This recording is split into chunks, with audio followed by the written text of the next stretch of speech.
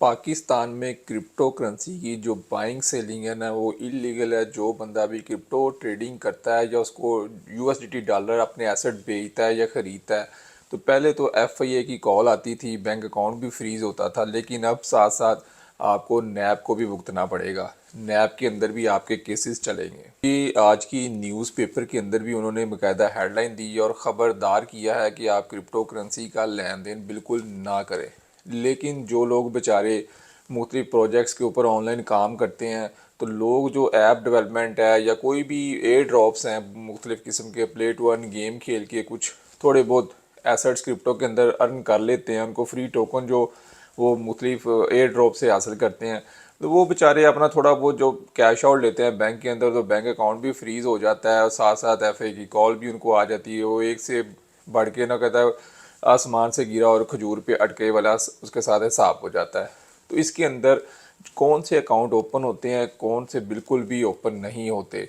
P to P पे trade करते हुए सबसे पहला जो अगर पी टू पी यानी कि इसमें ए और बी है ट्रांजैक्शन करते हैं तो वो अकाउंट किसी हद तक जाके ना ओपन हो जाता है। लेकिन जो ऑन चेन अकाउंट ब्लॉक हो रहे होते हैं, फॉर एग्जांपल ए ने बी को पेमेंट भेजी, बी ने आगे सी को भेज दी, सी ने आगे डी को भेज दी, डी का भी अकाउंट बंद होगा। डी का अकाउंट तब तक ओपन नहीं होगा जब तक ए का इशू रिजॉल्व नहीं होता।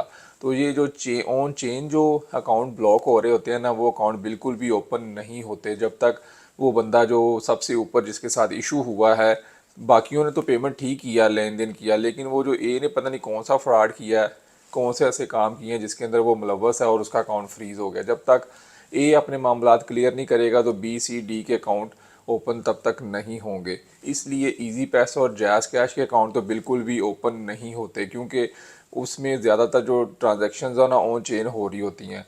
तो इसलिए जो इजी पैसा और जैज़ कैश वाले आपको बार बार टाइम देते हैं कि आपकी जो टिकट के ऊपर काम हो रहा है इंशाल्लाह जल्द हो जाएगा, वो इसलिए आपको पेंडिंग पे रखते हैं। कई बंदों के मैंने देखे हैं 1.5 2 2 साल से अकाउंट बंद है और अभी तक ओपन नहीं हो सके। तो अब बेचारे जो लोग अपने छोटी मोटी क्रिप्टो से अगर वो अर्निंग कर रहे हैं, ये ड्रॉप्स हासिल कर रहे हैं मुख्तलिफ, जिस तरह मेजर हो गया, बलम हो गया, डॉग हो गया, पाज हो गया, इस तरह मुख्तलिफ किस्म के प्रोजेक्ट्स के ऊपर काम करके थोड़े बहुत डॉलर अर्न कर लेते हैं, वो अपना कैश आउट किस तरह ले सकते हैं।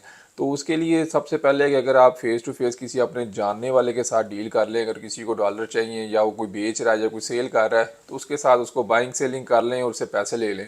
किसी स्ट्रेंज पर्सन के साथ जिसको आप जानते भी नहीं हैं उसके साथ फिर रिस्क इन्वॉल्व हो जाता है क्योंकि कैश डील होती है, इसलिए मामला जो ना इश्यूज़ आ जाते हैं तो लोग डरते हैं इसमें भी।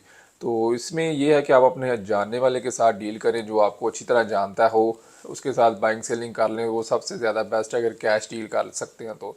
इसके साथ साथ इसका एक जो और सलूशन मुझे नज़र आया है वो यही है कि आप लोग जिस भी पी टू पी मर्चेंट के साथ अगर आप डील करते हैं तो उसके साथ पहले सारी बातचीत कर लें कि मैंने पेमेंट जो है ना कैश डिपॉजिट लेना है, यानी कि आप मेरे अकाउंट के अंदर डायरेक्ट जाके कैश डिपॉजिट करवा दें। क्योंकि मुख्तलिफ मिज़ान बैंक हो गया, अल्फला बैंक हो गया, मोस्टली जो पाकिस्तान के अंदर बैंक है ना online cash deposit free of cost होता है, किसी किस्म के कोई चार्जेस नहीं लगते। तो जब आपके अकाउंट में डायरेक्ट कैश डिपॉजिट होगा तो इसका भी कोई इशू नहीं होता। अगर ऑनलाइन ट्रांसफरिंग के अंदर इशू आ जाता है, सारे के सारे फिर अकाउंट मुलव्वस हो जाते हैं, पी टू पी की जो लिस्टें उनके पास हैं वो फिर इशू बन जाता है। आप कैश डिपॉजिट ले लें, इसमें आपको कुछ चीज़ों का ख्याल रखना पड़ेगा क्योंकि कैश डिपॉजिट में टाइम लगता है, 1 से 2 घंटे भी लग सकते हैं। वो बैंक में जाता है, वहाँ पर रश भी हो सकता है तो टाइम लग सकता है। तो आपने इसमें सबसे पहले घबराना नहीं है, उसमें वेट करें, 2 3 4 घंटे भी लग सकते हैं। फटाफट अपनी ट्रांजैक्शन को क्लोज़ नहीं कर देना और उस मर्चेंट के ख़िलाफ़ जो है ना फीडबैक देने नहीं लग जाना कि ये बड़ा स्लो है, इसने मेरे साथ फ्रॉड कर लिया। लोग क्या करते हैं हाइपर होके ना तो उस ट्रांजैक्शन को भी क्लोज़ कर देते हैं और वो बेचारा मर्चेंट वहाँ पे बीचकार फंस जाता है, वो ना आगे का होता है ना पीछे का होता है, वो कैसे अब आपको डॉलर रिलीज़ करे। तो इस तरह आपने सबसे पहले ट्रांजैक्शन को क्लोज़ नहीं करना जब तक आपका वो डन नहीं हो जाता। जब कैश डिपॉजिट हो जाए उसके बाद आप उसका CNAC लेके और अपनी पेमेंट जो है रिलीज़ कर दें और फटाफट ट्रांजैक्शन को क्लोज़ करके और चैट स्पॉट पे नहीं चले जाना कि मेरे साथ इसने फ्रॉड कर दिया, मेरे साथ ये कर दिया। सिंपल, अब अगर आप पी टू पी पे काम करना चाह रहे हैं तो इसका एक ये हल है, कैश डिपॉजिट ले लें या री.पे का कार्ड बना लें, उसके ऊपर डायरेक्ट क्रिप्टो की पेमेंट चली जाती है, मामूली सी फ़ीस लगती है। री.पे का कार्ड हार्ड यानी कि फ़िज़िकल भी होता है, वर्चुअल भी होता है। वर्चुअल कार्ड जो है वो $10 का मिलता है और फिज़िकल जो कार्ड है वो $100 की वन टाइम फ़ीस है, लेकिन वो आपको उसके अंदर बैलेंस में ऐड हो जाता है, वो $100 आपका उसके अंदर आपको ऐड हुआ हुआ मिलेगा। तो इसलिए जो है ना उससे आप मुख्तलिफ़ जगहों पर परचेजिंग कर सकते हैं, ATM से भी निकलवा सकते हैं पैसे, हर जगह आप उसको यूज़ कर सकते हैं।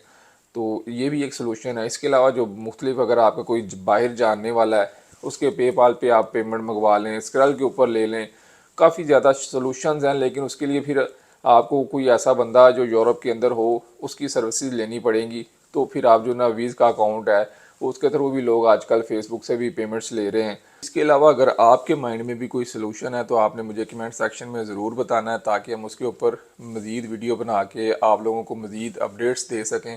तो इस तरह की अच्छी अच्छी वीडियोस के लिए आपने मेरे चैनल को ज़रूर सब्सक्राइब करना है। मिलते रहेंगे अच्छी अच्छी वीडियोस के साथ, तब तक के लिए इजाज़त दें।